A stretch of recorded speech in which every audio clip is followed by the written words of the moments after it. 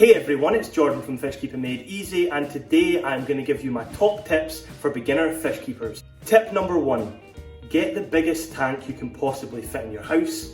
Now, there is a common misconception that nano tanks are for some reason a lot easier to take care of because they have less water in them, where this couldn't be further from the truth. Larger tanks have a much bigger water volume. This means they're a lot more forgiving if you make any mistakes. In a nano tank, you could maybe have like a betta or a puffer or a small shoal of fish, whereas in this 80 to 100 litre tank, you could have bottom feeders, middle range fish, top dwelling fish, you name it, you can have a lot more in it, and you can explore the hobby a little bit more. As what tends to commonly happen is people get one 20 litre tank, they fill it, they get another 20 litre tank, they fill it, they get another 20 litre tank, and so on and so forth, where they then have to do sort of 4 or 5 individual water changes, where you could just have one big tank and just do one water change once a week, and it's as easy as that. Tip number 2, make sure that you learn the nitrogen cycle and how to efficiently and properly cycle a tank. Now, I'm not going to go into too much detail with this, as my friend the Chilled Fishkeeper did a really good video on how to cycle a tank.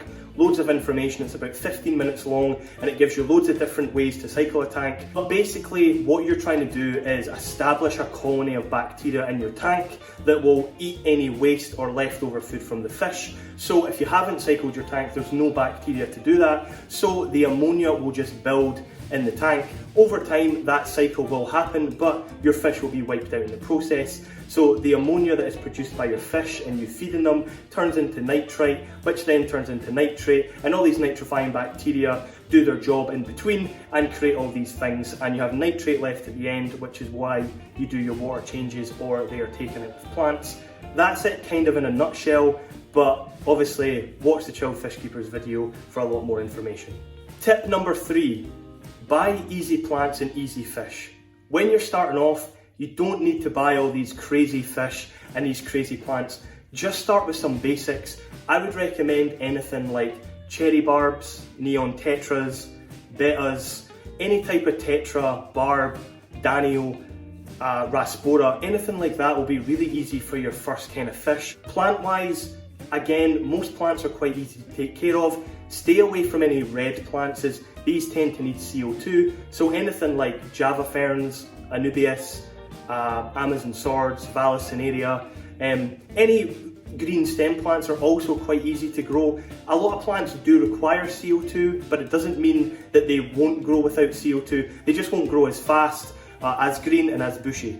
Tip number 4, don't overfeed your fish. I cannot stress this point enough. It's the number 1 reason for poor water quality and in turn the death of fish. So many people would come into Fishkeeper when I worked there and would talk about how their fish were dying, and we would go through various stuff, and it would be like they were feeding their fish like 4 or 5 times a day. They were feeding them big lumps of food. Really, fish don't need fed that much. I feed my fish once a day, and I do skip a day once a week, and I make sure that they eat everything within the first 2 to 3 minutes. Some predatory fish are obviously different, but in a general community tank, you want to slowly feed your fish and don't be feeding them like 5, 6, 7 times a day. I know that really feeding is the only way you can really interact directly with your fish, but just know that fish will always act like they're starving, but feeding them once a day is perfectly enough. Obviously, some fish need to be fed more often, smaller feeds more frequently, but in general, most fish will get away with 1 larger feed per day. Number 5, do your water changes.